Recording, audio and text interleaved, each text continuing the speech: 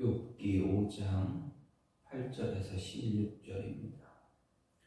나라면 하나님을 찾겠고 내 일을 하나님께 의탁하리라. 하나님은 헤아릴 수 없이 큰 일을 행하시며 기이한 일을 셀 수 없이 행하시나니 비를 땅에 내리시고 물을 밭에 보내시며 낮은 자를 높이시고 애곡하는 자를 일으키사 구원에 이르게 하시느니라. 하나님은 교활한 자의 계교를 꺾으사 그들의 손이 성공하지 못하게 하시며 지혜로운 자가 자기의 계략에 빠지게 하시며 간교한 자의 계략을 무너뜨리심으로 그들은 낮에도 어두움을 만나고 대낮에도 더듬기를 밤과 같이 하느니라.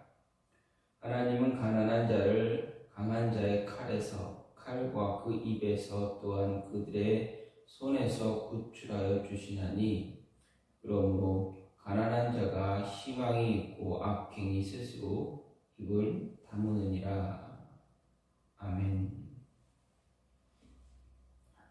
오늘 말씀이 욥기 5장 8절에서 16절입니다. 오늘 말씀 본문은 욥을 향해 엘리바스가 섭리와 공의와 긍휼로 통치하는 하나님을 이제 의지하라라는 내용입니다. 오늘 말씀을 보면 엘리바스는 먼저 나 같으면 이렇게 이야기합니다. 나 같으면 하나님께 구하고 내 일을 하나님께 의탁하리라. 이렇게 이야기하면서 욥에게 고난 앞에서 불평하고 탄식하는 대신에 하나님을 의뢰할 것을 이야기합니다. 이는 달리 말하면 자신의 죄를 회개하고 하나님께 그 처분을 맡기라는 그러한 뜻입니다. 그리고 그 낮은 자를 높이고 슬퍼하는 자를 일으켜 안전한 곳에 두시고 간교한 자를 꺾으시고 공비한 자를 높이신 하나님의 섭리, 공의, 긍휼을 말하며 욥이 하나님을 의뢰해야 할 근거를 제시하고 있습니다. 여기서 자신의 죄를 하나님께 맡기고 하나님을 의탁하라는 엘리바스의 권고는 그 자체로는 지극히 옳은 이야기입니다. 문자 그대로는 글자 그대로는 틀린 말이 하나도 없습니다. 왜냐하면 이것은 죄인이 취해야 할 지극히 당연한 그런 태도이기 때문에 그렇습니다. 다만 현세적이고 기계적인 인과응보론에 근거해서 욥의 고난의 원인이 아직 밝혀지지 않았음에도 그가 죄를 지었기 때문이다 라는 이러한 이유 전제로 욥을 죄인 취급했기 때문에 단정했기 때문에 그래서 회개를 촉구한 것은 엘리바스의 한계와 그의 잘못을 이야기할 수가 있는 것입니다. 이런 가운데 오늘 말씀을 좀 생각해 보면 먼저 나라면 하나님을 찾겠다. 내 일을 하나님께 의탁하겠다라는 이 엘리바스의 고백을 보면서 이 이야기 문자 그대로의 말을 보면서 우리가 생각해 볼 수 있는 것은 무엇입니까? 우리 인생을 언제나 하나님께 맡길 수 있는 자가 되어줘야 한다라는 것입니다. 죄를 짓든 죄를 짓지 않았든 관계없이 우리는 어때야 됩니까? 이 말씀 그대로, 이 문자 그대로 똑같은 모습이 되어줘야 합니다. 죄를 짓든 짓지 않든 상관이 없습니다. 우리는 우리의 인생을 하나님께 맡겨야 됩니다. 하나님을 찾아야만 합니다. 하나님을 찾고 하나님께 모든 것을 맡기고 의지할 수 있는 그 모습이 우리에게 필요하다라는 것입니다. 정말 진실된 하나님의 사람들이라면 하나님을 믿고 따르는 사람이라면 예수 그리스도를 구주로 영접한 사람들이라면 가장 먼저 해야 할 모습은, 가장 삶에서 가장 먼저 찾아야 할 모습은 무엇입니까? 하나님 의지하는 것입니다. 어떤 순간에도 어떤 상황에서도 하나님을 찾고 하나님을 부르짖는 자이어야만 한다라는 것입니다. 여러분 생각을 해보십시오. 다윗 왕이 그 힘든 연단의 시간, 얼마나 오랜 시간이었습니까? 그가 왜 사울에게 쫓겨야만 했습니까? 아무 죄도 짓지 않았음에도 불구하고 그는 사울 왕의 손을 피해서 계속 도망 다녀야만 했습니다.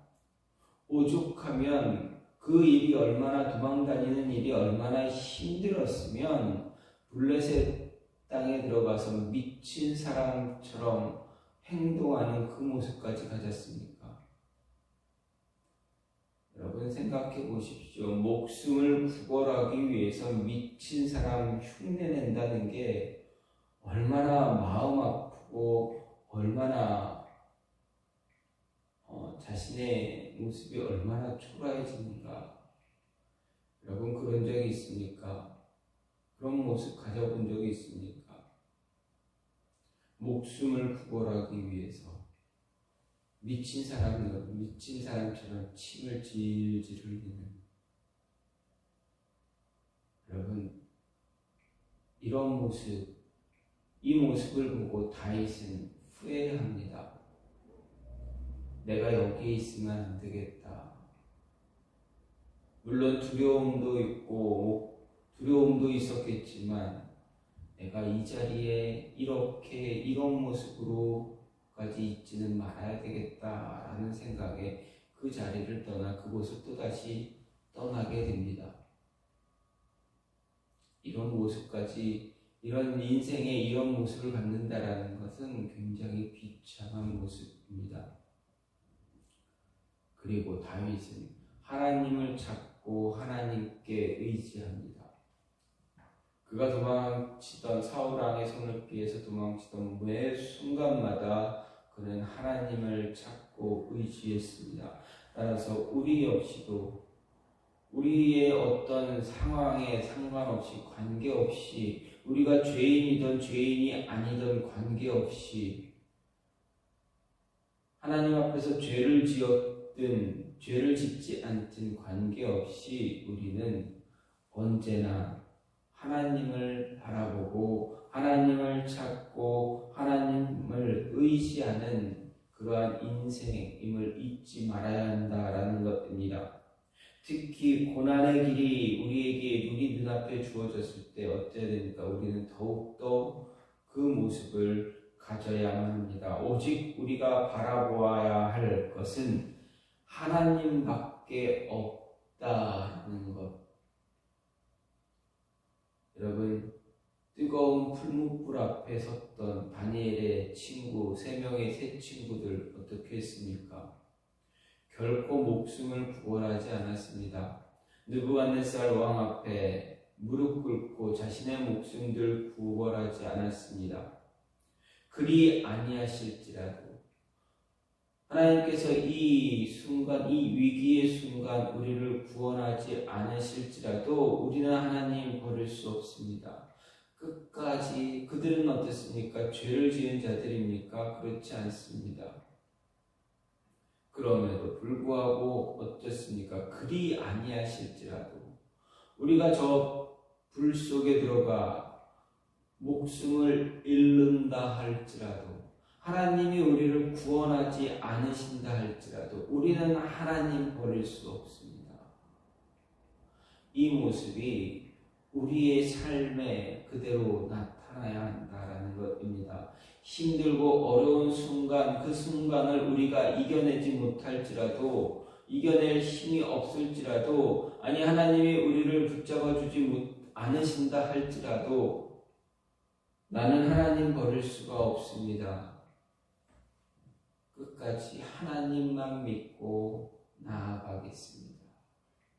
이 고백이 다니엘의 친구들, 그들의 고백이 아니라 저와 여러분의 고백이 되어줘야 한다는 것입니다. 또 한 가지는 무엇입니까? 지혜로운 자가 자기의 계략에 빠지게 하시고 간교한 자의 계략을 무너뜨리시는 하나님이다라는 것입니다. 여러분 생각해 보십시오. 아무리 지혜롭다 할지라도 어떻습니까? 자신의 지혜가 크다 할지라도 하나님의 지혜만큼 높아지겠습니까? 그렇지 않습니다. 우리는 지혜롭다 이야기하지 말고 하나님께서 우리에게 지혜를 달라 간구할 수 있는 자가 되어줘야 합니다. 언제나 우리 인생을 하나님께 의지하며 하나님의 지혜를 간구할 수 있는 자 되어줘야 합니다. 하나님의 지혜를 간구해야 하나님이 우리와 하나님의 지혜가 우리에게 있어야 우리를 대적하는, 우리를 괴롭히고 힘들게 하는 대적자들의 그 계략을 우리가 이겨낼 수가 있다, 무너뜨릴 수 있다라는 것입니다. 여러분, 사자굴에 들어간 다니엘, 그를 죽이기 위해서, 그를 함정에 빠뜨리기 위해서 함께 일했던 다른 어떻게 보면 동료입니다. 같은 바사왕국의 총리입니다. 어떻게 그렇다 보면 사람의 어떤 민족만 다를 뿐이지 같은 일을 하는 동료입니다. 그런데 동료의 그 속임수, 그 계략에 왕이 빠져듭니다. 여러분, 내가 있는 곳에서, 내가 일하는 일터에서 나와 함께 웃으며 즐겁게 지냈던 그 동료가 나를 배신하고 나를 함정에 빠뜨리는 그러한 계획을 가지고 일을 하고 있다면, 그러한 계략을 꾸미고 있다면 여러분의 마음은 어떻겠습니까? 얼마나 무너지겠습니까? 이 계략을, 이러한 모습은 우리의 마음을, 우리의 심령을 무너뜨리게 매우 충분한 모습입니다. 그런데 우리는 그런 모습에서 어떻게 해야 됩니까? 그들이 계략을 짠다 해서, 그들이 나를 함정에 빠뜨리기 위해서 자신들의 어떤 지혜를 짜낸다 해서 그들을 원망해야만 합니까? 그들과 똑같이 그들을 함정에 빠뜨리기 위해서 우리가 살아가야 됩니까? 다니엘은 그러지 않았습니다. 그저 알면서도 오직 하나님만 바라보았다라는 것입니다. 하나님께서 그들의 모든 지혜를 무너뜨리신다라는 것 믿고 하나님 의지하고 하나님만 붙잡았다라는 것입니다. 따라서 우리 역시도 이러한 모습이 분명 필요한 것입니다. 그들과 다른 세상과 똑같은 모습으로 세상의 그 사람들을 대하는 것이 아니라 우리는 하나님의 자녀답게 하나님께서 주시는 그 지혜로 하나님께 지혜를 간구함으로 이겨낼 수 있는, 하나님의 지혜가 세상의 지혜를 무너뜨린다라는 것을 보여줄 수 있는 그러한 모습을 가져야만 합니다. 마지막으로 하나님은 위기에 놓인 우리를 구원하시는 분이다라는 것 잊지 말아야 합니다. 15절 하나님은 가난한 자를 강한 자의 칼과 그 입에서 또한 그들의 손에서 구해 주신다라고 엘리바스는 이야기합니다. 맞습니다. 하나님은 가난한 자를 강한 자의 칼에서 또 그 입에서 또한 그들의 손에서 구원해 주시는 분입니다. 그들의 계교, 그들의 지략, 그들의 계략을 해서 하나님 믿고 의지하는 자를 하나님은 구원해 주신다라는 것입니다.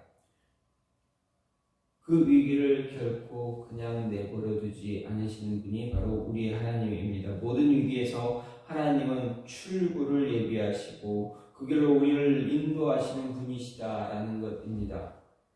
고난을 전화위복으로 삼으시는 그러한 분임을 잊지 말아야 합니다. 좀 전에 말씀드렸습니다. 다니엘이 사자굴에 빠졌습니다. 하지만 하나님은 어떻게 하십니까? 이미 사자굴에 빠질 다니엘을 알고 계셨기에 이미 출구를 예비하고 계셨다. 그 출구가 무엇입니까? 사자의 입을 닫게 하는 것입니다. 사자굴에 떨어진 다니엘을 사자들은 어떻게 합니까? 해치지 않습니다. 그에게 달려들지 않습니다. 그들의 입을 막으셨기에 사자들과 함께 있을 수 있는, 거하게 되는, 그래서 밤을 지샐 수 있는 그런 모습을 만들어 주셨다라는 것입니다. 이미 출구를 예비하셨습니다. 그리고 그 다니엘의 고난을 전화위복의 기회로 삼아 주셨습니다. 그를 해치려고 계략을 짰던 다른 총리들, 그들은 어떻게 합니까? 다리오 왕이 그들을 불러다가 사자굴에 던져 넣습니다. 다니엘을 끌어내고 다니엘을 사자굴에서 올리고 그 다니엘을 고소한 총리 2명의 총리를 사자굴에 집어던졌을 때 어떻게 됩니까? 그 2명의 총리들이 땅에 떨어지기 전에 사자들이 뛰어 올라와서 물어뜯었다. 하나님은 위기의 순간을 전화위복의 순간으로 바꾸시는 분이었다라는 것입니다. 힘들고 어려운 그 고난의 순간이었지만, 마음 아픈 순간이었지만 그 순간을 통해서 하나님은 바꾸셨다. 모든 상황을 바꾸신다. 여러분, 요셉을 보십시오. 형들에 의해서 애굽으로 팔려갔습니다. 이스마엘 상인들에게 팔려 애굽으로 갔습니다. 애굽에서 보디발 장군 집으로 팔려갔습니다. 고난의 시작, 상상할 수 없는, 상상하기도 싫은 그러한 일들이 시작이 되었습니다. 여러분, 가족, 형들에 의해서 노예로 팔려가는, 인신매매 당하는 그 모습을 눈으로 보고 있는 요셉의 심정은 어떻겠습니까? 상상할 수 없는 그러한 절망, 그 절망이 그의 마음에, 그의 심령을 억눌렀을 것입니다. 하지만 어떻습니까? 그에게 닥친 그 고난은 전화위복이 됩니다.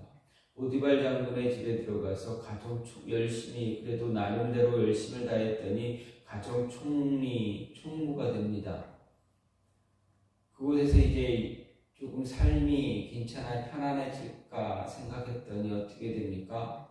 보디발 장군 아내의 유혹을 뿌리쳤다라는 것 때문에 또 함정에 장군의 아내의 그 아내가 장군에게 거짓을 이야기한 것 때문에 또다시 감옥에 들어갑니다. 그러나 그 감옥에서 요셉은 궁중에서의 삶을 다 배우게 됩니다. 정치인들, 애국 궁중에서 있다가 잡혀온 그 정치인들, 그들과 동고동락하면서 그들에게 궁중의 삶을 배우게 됩니다. 그리고 어떻게 됩니까? 나중에 애굽의 총리가 되어 온 세상을 구원할 위대한 하나님의 사람이 되어집니다. 모세도 마찬가지입니다.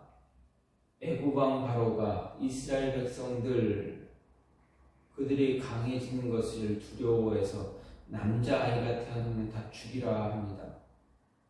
엄청난 위기입니다. 태어나자마자 죽어야 할 위기입니다.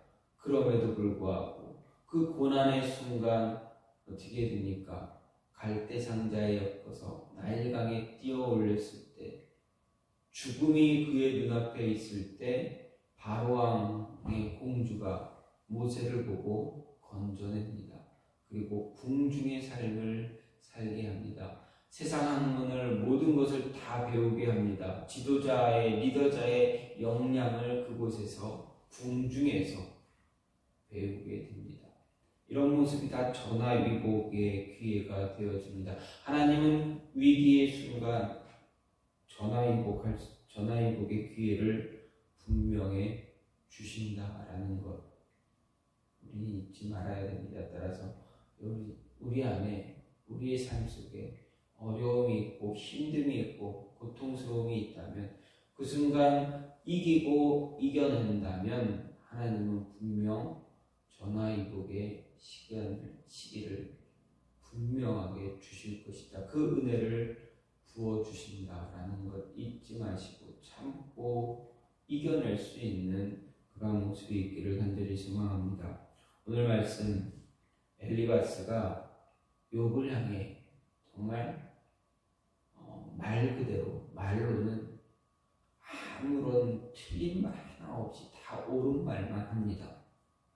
그런데 정황을 보게 되면 욥이 죄를 졌는지를 알 수 없는 그 순간에 그저 무작정 정죄하는 그런 모습입니다. 물론 이러한 모습 우리가 갖지는 말아야 합니다. 모든 것을 알기 전까지 모든 상황이 다 정리되어질 때까지는 함부로 우리가 입을 열어서는 안 됩니다. 말을 조심해야